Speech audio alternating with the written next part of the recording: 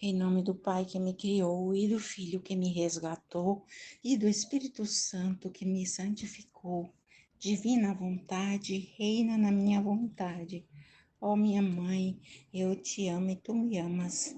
Dá-me um gole da vontade divina, minha alma. Me abençoa, mãe, para que todas as minhas ações sejam feitas diante dos vossos olhos maternais. Em nome do Pai, do Filho e do Espírito Santo. Amém. Ó Suprema Majestade, eu venho em Sua divina vontade, em nome de todos, do primeiro ao último homem que existirá na terra, para dar a Ti as homenagens que tens de direito, as adorações, os louvores, o amor, as reparações, por todos e por cada pecado. Venho, Senhor, na Tua divina vontade. Dou-te a minha vontade humana, por meio do Imaculado Coração de Maria, que possui todos os dons e os frutos da divina vontade. Dá-me então, Senhor, a tua divina vontade.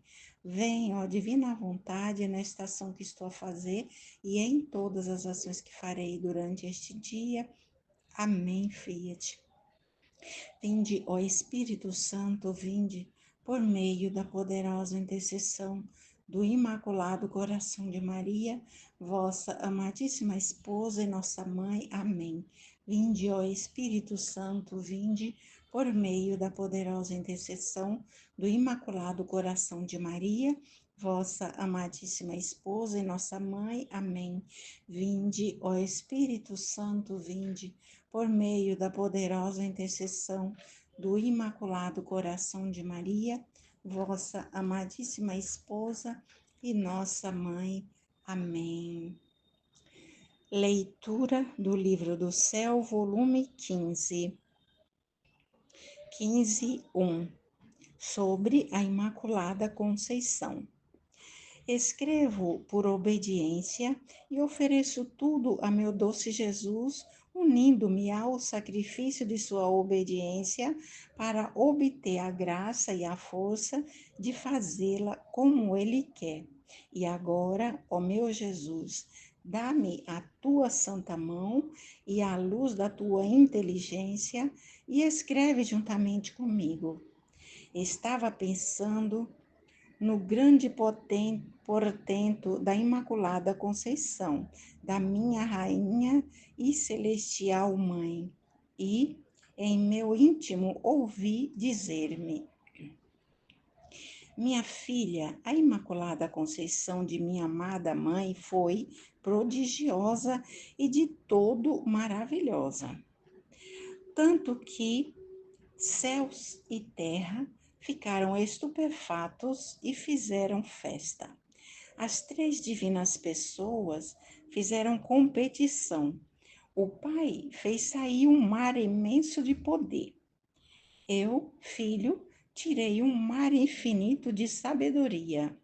E o Espírito Santo, um mar imenso de eterno amor, que, fundindo-se, formaram um só mar, e no meio deste mar foi formada a concepção desta Virgem.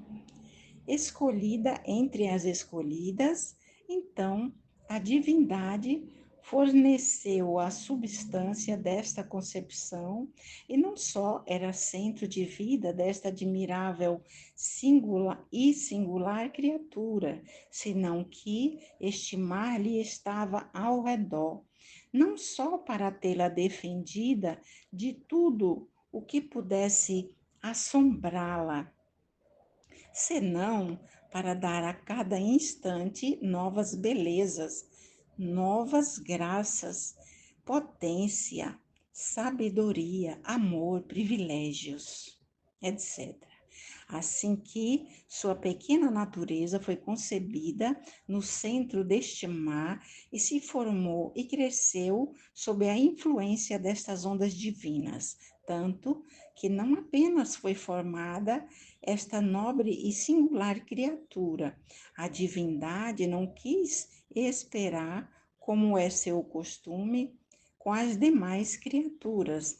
Queria seus abraços, a correspondência de seu amor, seus beijos, gozar-se de seus inocentes sorrisos.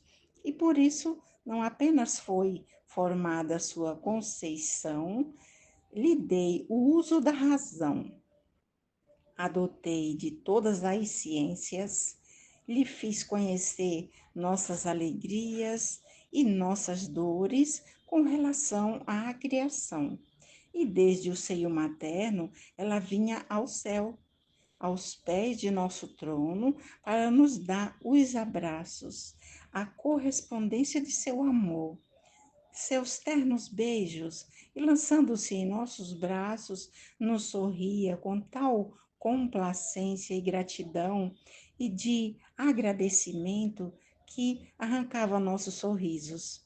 Oh, como era bonito ver esta inocente e privilegiada criatura enriquecida com todas as qualidades divinas, vi ao meio de nós todo amor, toda confiança, sem temor, porque somente o pecado é o que põe distância entre Criador e criatura, rompe o amor, faz perder a confiança e infunde temor. Assim que ela, no meio de nós, como rainha, que com seu amor dado por nós, nos dominava, nos sequestrava, nos punha em festa e se fazia raptora de outro amor.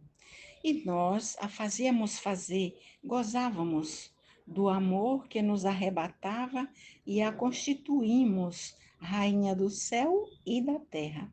Céu e terra exultaram e festejaram juntamente conosco, por terem, depois de tantos séculos, a sua rainha. O sol sorriu na sua luz e achou-se afortunado por ter de se servir por ter de servir a sua rainha. Dando-lhe luz, o céu, as estrelas e todo o universo sorriram de alegria e fizeram festa, porque deviam alegrar a sua rainha, fazendo-lhe ver a harmonia e beleza do firmamento. Sorriam as plantas, pois deviam nutrir a sua rainha, e também a terra sorriu e se sentiu enobrecida ao dever de dar habitação e por ter que fazer-se pisar pelos passos de sua imperatriz. Só o inferno chorou e sentiu perder as forças pelo domínio desta soberana senhora. Mas tu sabes qual foi o primeiro ato que fez esta criatura celestial quando se encontrou pela primeira vez diante do nosso trono? Ela soube que todo o mal do homem havia sido a ruptura entre sua vontade e a de seu Criador, e ela se estremeceu e, sem deixar passar o tempo, atou sua vontade aos pés de meu trono, sem sequer querer conhecê-la, e minha vontade se amarrou a ela e se constituiu centro de vida, tanto que entre ela e nós se abriram todas as correntes, todas as relações, todas as comunicações, e não houve segredo que não lhe confiássemos. Foi precisamente isto o mais belo, maior, mais heróico ato que ela fez. Pôr a nossos pés sua vontade e que a nós, como arrebatados, nos fez constituí-la rainha de todos. Vê então o que significa atar-se com minha vontade e não conhecer a própria? O segundo ato que fez foi oferecer-se a qualquer sacrifício por amor nosso. O terceiro foi restituir-nos a honra e a glória de toda a criação que o homem nos tirara com fazer a sua vontade. E ainda, desde o seio materno, chorou por amor nosso, porque nos viu ofendidos e chorou de dor pelo homem culpado. Oh, como nos enternecia estas, como nos enterneciam estas lágrimas inocentes e apressavam a suspirada redenção. Esta rainha nos dominava, nos amarrava, nos arrancava graças infinitas, nos inclinava tanto ao gênero humano que não podíamos nem sabíamos resistir às suas repetidas instâncias. Mas de onde lhe vinha tal poder e tanta ascendência sobre a mesma divindade? Ah, você o entendeu. Era a potência de nosso querer que operava nela, que enquanto a dominava, a fazia dominadora de Deus mesmo. Além disso, como poderíamos resistir a tão inocente criatura, possuída pela potência e santidade de nosso querer? Seria resistir a nós mesmos.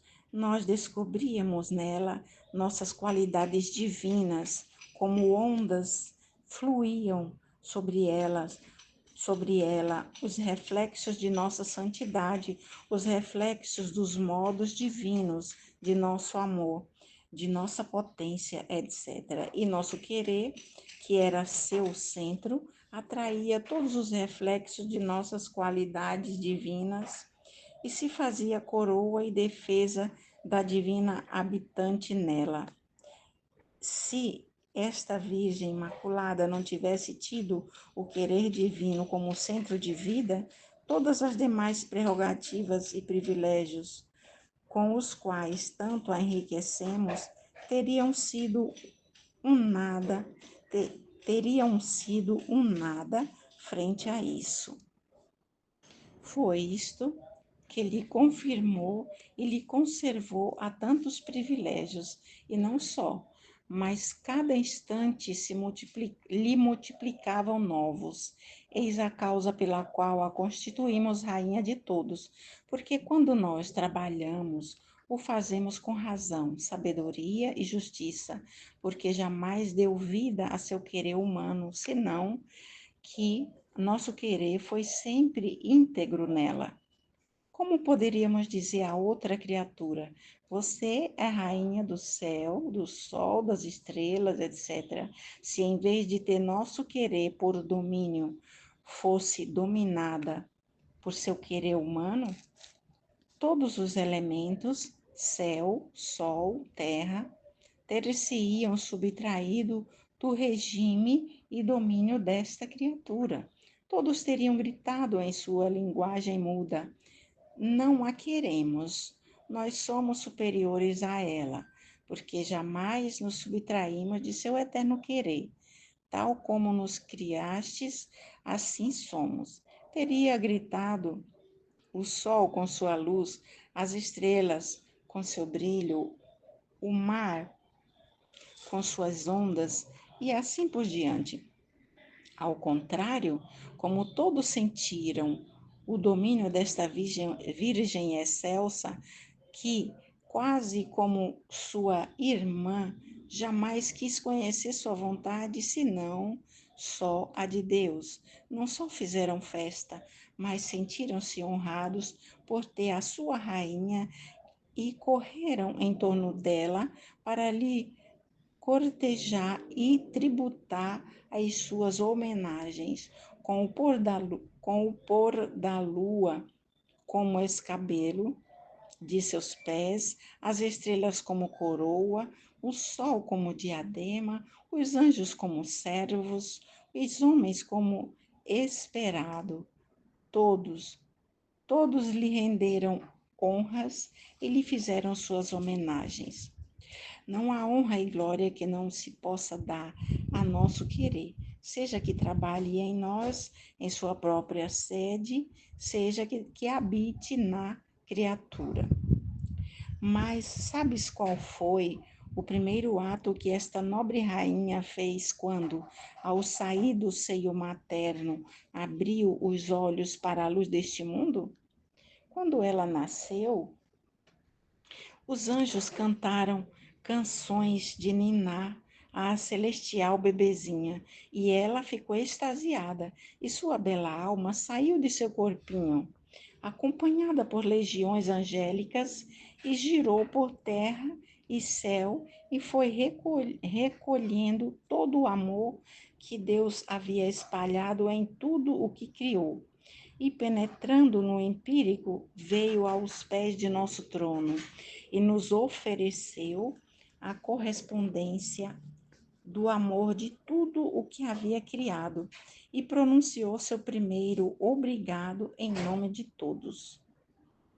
Oh, como nos sentimos felizes ao ouvir o obrigado desta pequena rainha e lhe confirmamos todas as graças, todos os dons para fazê-la superar todas as outras criaturas unidas juntas. Depois, lançando-se em nossos braços, deleitou-se conosco, nadando no oceano de todos os contentamentos, ficando embelezada de nova beleza, de nova luz, de novo amor.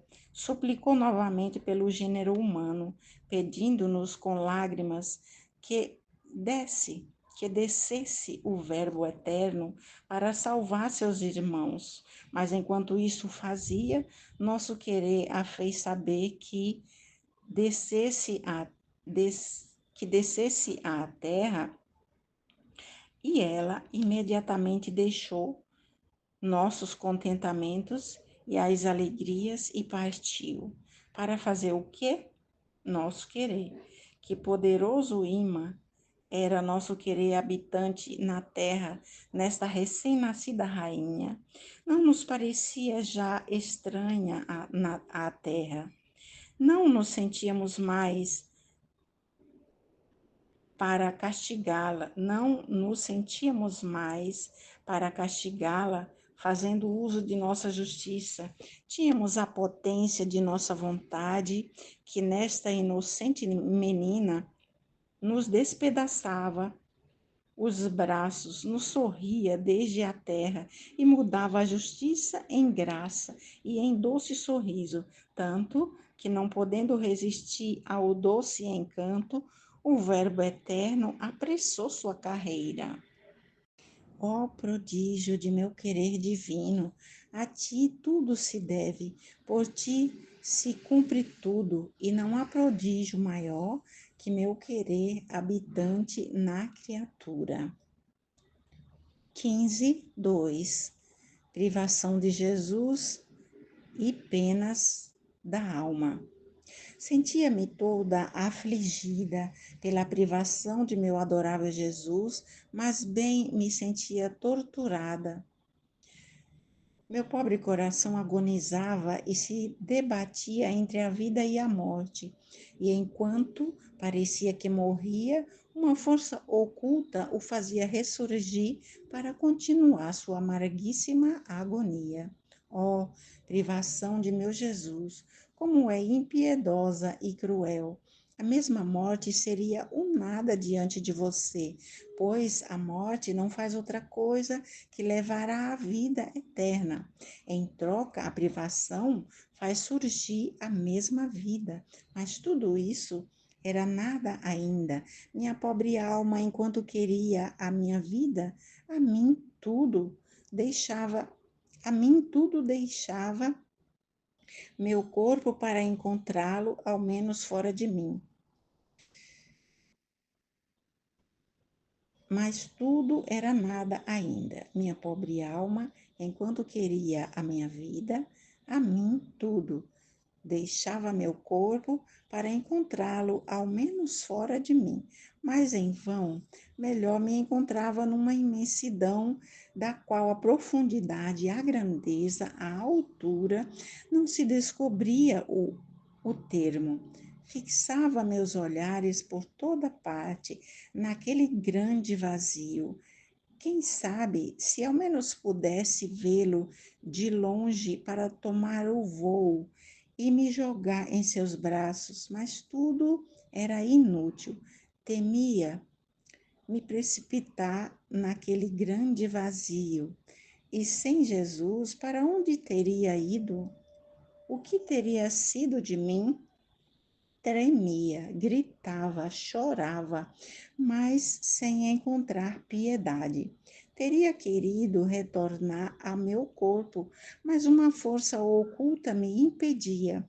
Meu estado era horrível, porque a alma, encontrando-se fora de mim mesma, se precipitou para seu Deus como para seu centro, mais veloz que uma pedra quando se desprende do alto e cai até o centro da terra. Não é da natureza da pedra ficar suspensa e buscar a terra como apoio e repouso. Assim, não é natureza da alma sair de si mesma e não precipitar-se no centro do qual saiu. Esta pena dá tal espanto, temor, dor, que poderia chamá-la pena de inferno. Pobres almas sem Deus, como, como fazem? Que pena será para elas a perda de Deus? Ah, meu Jesus, não permitas que nenhum te perca. Agora, estando neste estado tão doloroso, me encontrei em mim mesma e meu doce Jesus, estendendo um braço, me cercou o pescoço. Logo, fez, fez ver que tinha em seus braços uma pequena menina, mas de uma pequenez extrema.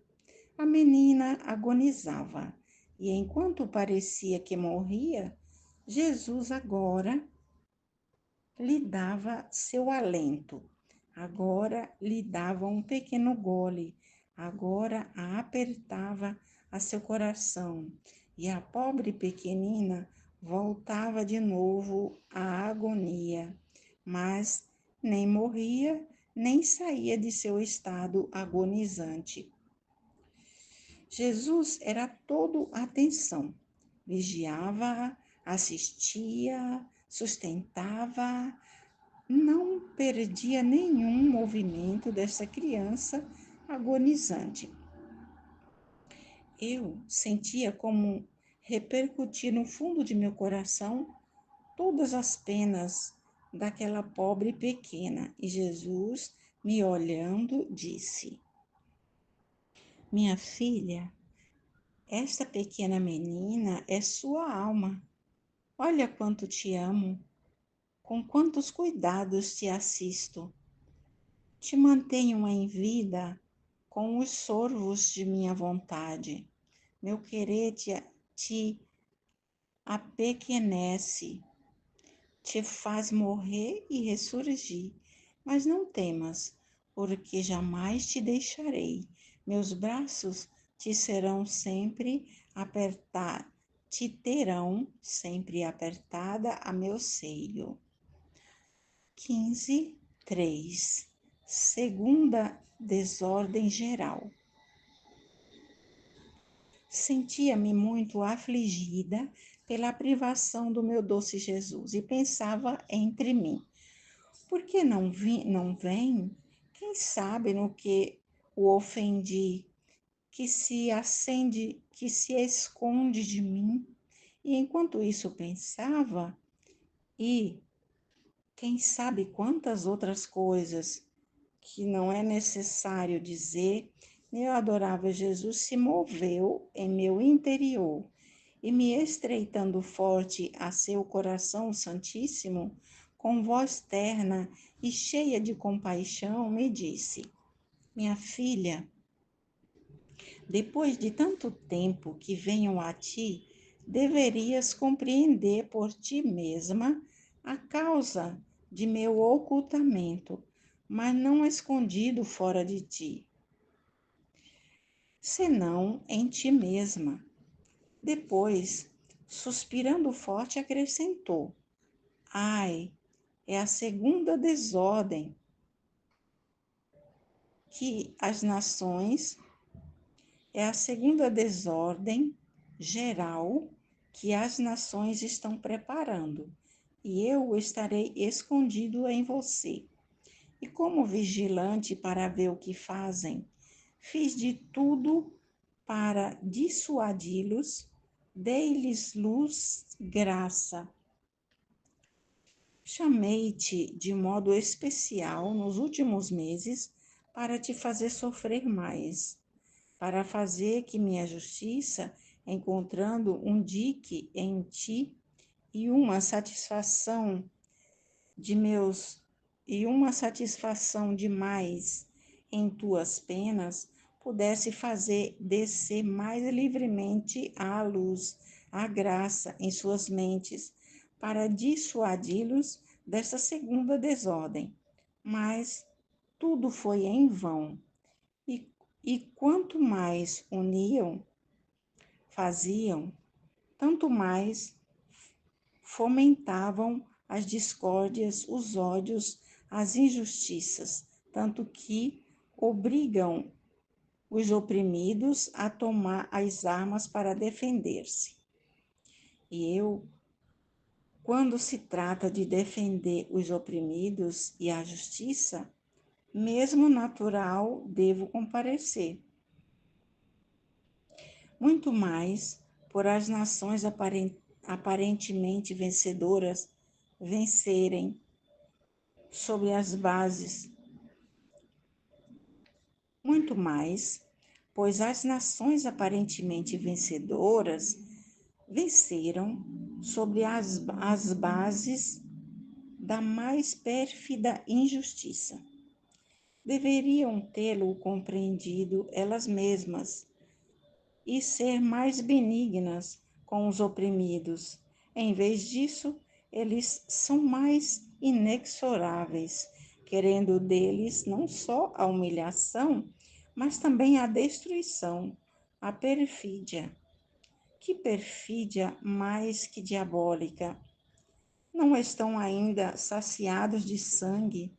Quantos pobres povos pereceram?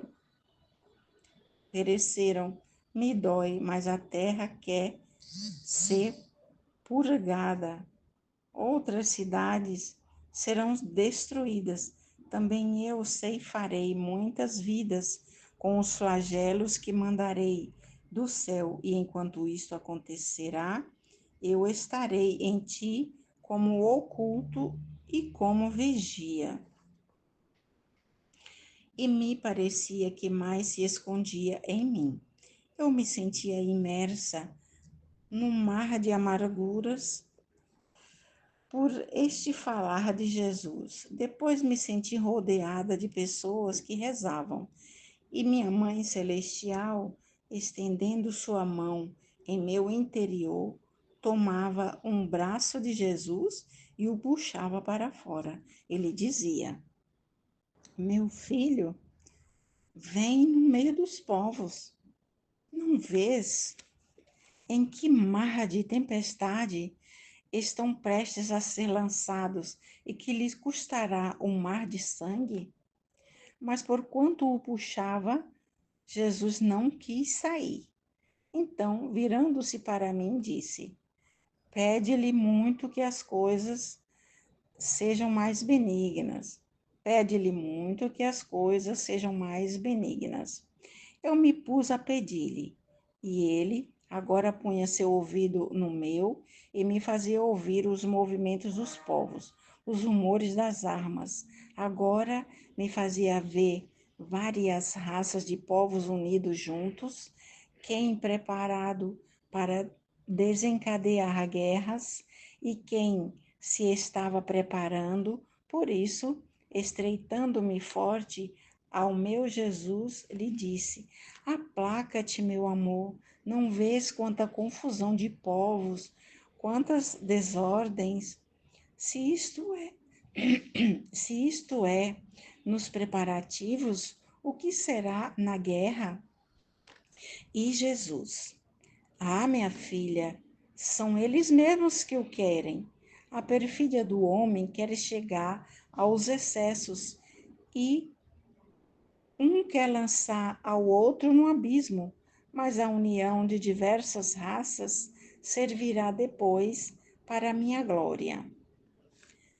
15:4.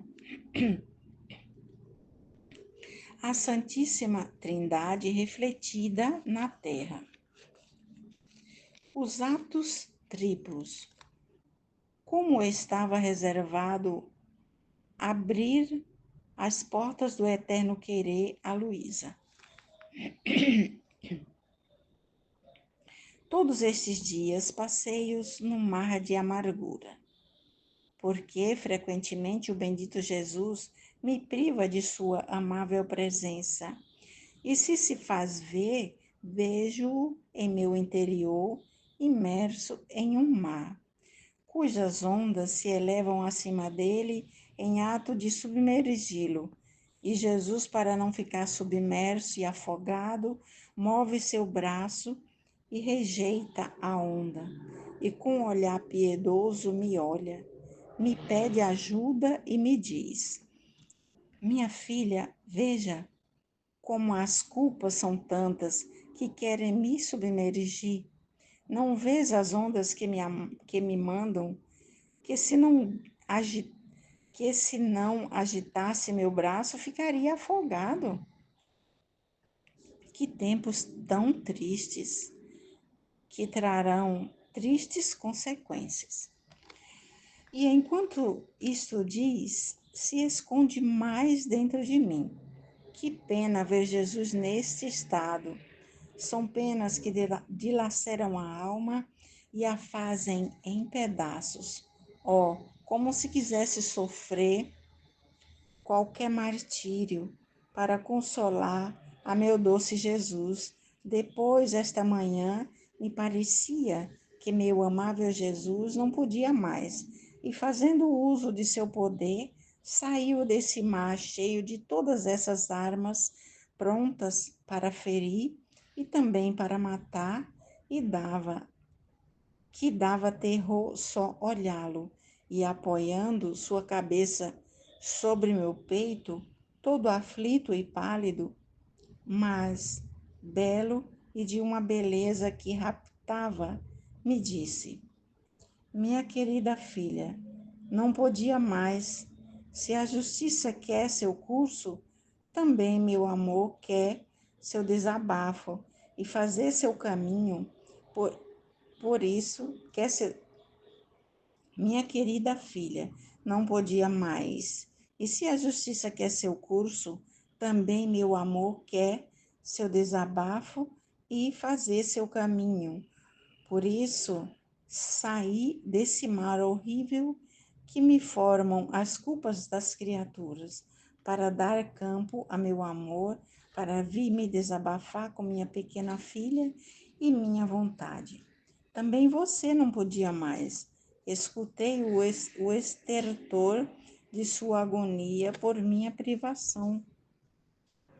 E naquele mar terrível, e tendo posto todos de lado, corri a ti para desabafar e fazer-te desabafar em amor comigo, para te dar de novo a vida.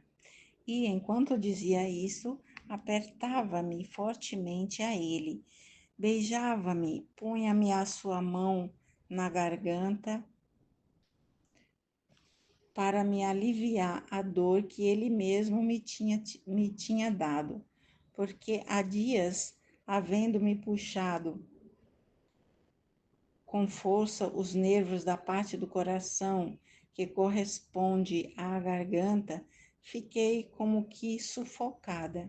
Meu Jesus era todo amor e queria que eu lhe devolvesse os beijos, as carícias, os abraços que ele me dava. Depois disto, compreendi que queria que eu entrasse no mar imenso da sua vontade para ser aliviada do mar das culpas das criaturas, para ser aliviado do mar das culpas das criaturas. E eu, estreitando-me mais forte a ele, disse: meu amado bem, junto comigo, junto contigo, quero seguir todos os atos que fez tua humanidade na vontade divina. Onde chegou tu, quero chegar também eu, para fazer que em todos teus atos, encontre também o meu. Então, assim como a sua inteligência, a sua vontade suprema percorreu todas as inteligências das criaturas para dar ao Pai Celestial a glória, a honra, a reparação por cada um dos pensamentos de criaturas em modo divino e selar com a luz, com a graça de tua vontade, cada pensamento delas. Assim também eu quero percorrer cada um dos pensamentos, desde o primeiro ato até, desde o primeiro até o último, que terá vida nas mentes humanas, para repetir o que está feito por ti. Além disso, quero unir-me aos pensamentos de Nossa Celestial Mãe, que nunca ficou para trás, mas que sempre correu junto contigo e com os pensamentos que fizeram seus santos. A essas últimas palavras, Jesus olhou para mim e todo ternura me disse: minha filha, a minha vontade eterna encontrarás todo, minha filha, na minha vontade eterna encontrarás todos os meus atos, assim como todos de minha mãe, que envolviam todos os atos das criaturas, desde a primeira até a última que deverá existir, como dentro de um manto, e este manto, como formado de duas partes, uma elevava-se ao céu para dar ao meu Pai, como uma vontade divina, tudo o que as criaturas lhe deviam: amor, glória, reparação e satisfação. A outra parte ficava para a defesa e ajuda das criaturas. Nenhum outro entrou em minha vontade divina para fazer tudo o que fez minha humanidade. Meus santos fizeram minha vontade, mas não entraram dentro para ver tudo o que faz minha vontade e tomar como de um só golpe todos os atos, do primeiro até o último homem, e tornar-se ator, espectador e divinizador.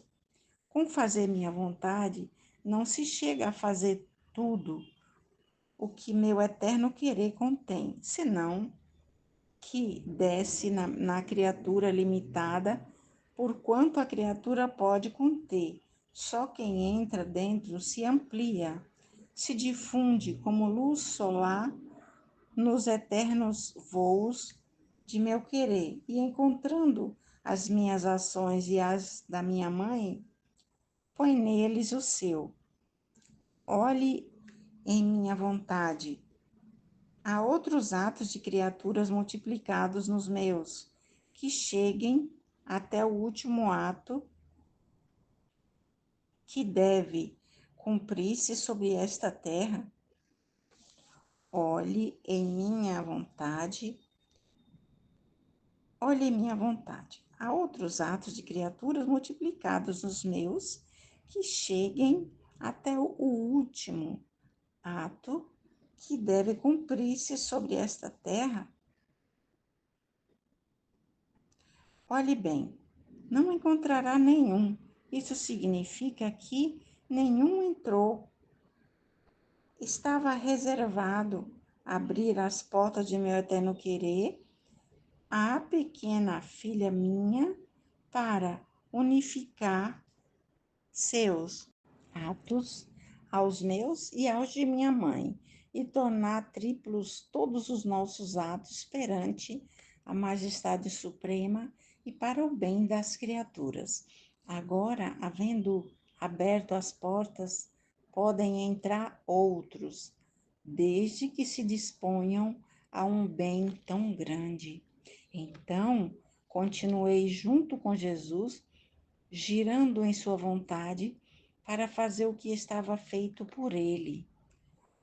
Então, olhamos juntos para a terra, quantas coisas horríveis se viam, e como continuam os preparativos para a guerra que fazem estremecer, e toda tremendo me encontrei em mim mesma. Pouco depois voltou e continuou a falar da sua santíssima vontade, dizendo: Minha filha, minha vontade no céu continha ao Pai, ao Filho e ao Espírito Santo. Uma era a vontade das três divinas pessoas. Enquanto eram distintas entre elas, mas a vontade era uma, e esta sendo a única que operava em nós, formava toda a nossa felicidade, nossa igualdade de amor, de potência, de beleza, etc. Se em vez de uma vontade fossem três vontades, não poderíamos ser felizes, muito menos tornar felizes aos demais. Teríamos sido desiguais na potência, na sabedoria, na santidade, etc. Assim que nossa única vontade obrante em nós é todo o nosso bem, do qual brotam tantos mares de felicidade que nenhum pode penetrar até ao fundo. Agora, nossa vontade, vendo o grande bem do agir sozinha em três pessoas distintas, quer operar sozinha em três pessoas distintas na Terra. E estas são a mãe, o filho, a esposa. Delas quer fazer brotar outros mares de felicidade que levarão bens imensos a todos os viajantes. E eu, toda maravilhada, disse: Meu amor, quem será esta mãe afortunada, este filho e esta esposa que refletirão a Trindade sobre a terra e que tua vontade será uma nelas? E Jesus: Como? Não compreendestes? Dois já estão em seu posto de honra, minha mãe divina e eu, Verbo eterno, filho do Pai celestial e filho da Mãe celestial. Com encarnar-me no seio dela, fui seu próprio filho. A esposa é a pequena filha de meu querer. Eu estou no meio de minha mãe à direita e a esposa à esquerda, conforme minha vontade obra em mim. Faz o eco à direita e à esquerda, e formam a sua vontade, por isso derramei tantas graças em ti.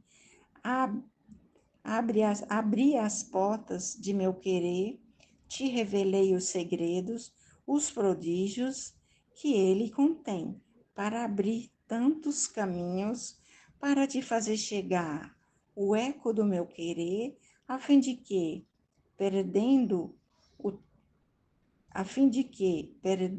teu, pudesses viver com a minha vontade. Não estás contente?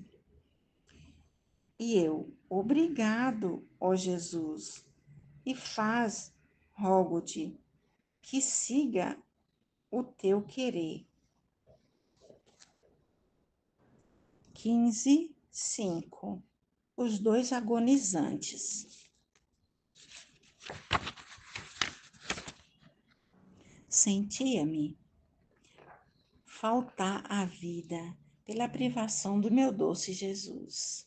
E se move em meu interior, far-se ver naquele mar espantoso das culpas das criaturas. Então, não podendo mais, me lamentava forte. E ele, como comovido com meus lamentos, saiu como fora daquele mar. E, estreitando-me, disse-me: Minha filha, o que tens? Ouvi os teus lamentos, o estertor da tua agonia, e fiz tudo o que pude para vir em teu socorro e para te sustentar. Minha filha, paciência, somos dois pobres agonizantes, eu e você, pelo bem da humanidade, e enquanto estamos agonizando, o amor nos sustenta para não nos deixar morrer, para dar ajuda à pobre humanidade que jaz como morrendo no mar de tantas culpas. E enquanto isso me dizia, parecia que as ondas daquele mar nos submergiam a ambos. Quem pode dizer o que se sofria e como naquelas ondas se viam os preparativos de guerra? Lhe disse: minha vida, quem sabe quanto durará esta segunda desordem? Se a primeira durou tanto, o que será da segunda, que parece mais longa? E Jesus, muito aflito, certamente será mais longo, mas não durará tanto, porque porei a minha mão e os flagelos do céu os apagarão da terra. Por isso, oremos, e você não saia jamais de minha vontade. 15:6. O bem que leva ao ser fiel e atento. Sentia-me muito aflita, e meu doce Jesus, fazendo-se ver, me disse: minha filha, coragem, sê-me fiel e atenta, porque a fidelidade e a atenção produzem a igualdade dos humores na alma, e nela formam um só humor e estabelecem a perfeita paz. E esta a torna, a, domi, a torna dominadora, de modo que faz o que quer e chega onde quer, especialmente para quem vive em meu querer, acontece como ao sol. Não se muda jamais. Um é seu ato, fazer sair de sua esfera luz e calor. Não faz hoje uma coisa e amanhã outra. É sempre fiel e constante em fazer a mesma coisa, mas enquanto seu ato é um, à medida que este ato desce e toca a superfície da terra, quantos atos diversos não acontecem? Quase inumeráveis. Se encontra a flor fechada, com o beijo de sua luz e com o calor a abre, dá-lhe a cor e o perfume. Se encontra o fruto imaturo, o amadurece e lhe dá a doçura. Se encontra os campos verdes, os torna dourados. Se encontra o ar sujo, com o beijo da sua luz o purifica. Em suma, a todas as coisas dá o que é necessário para a sua existência na terra, nesta terra.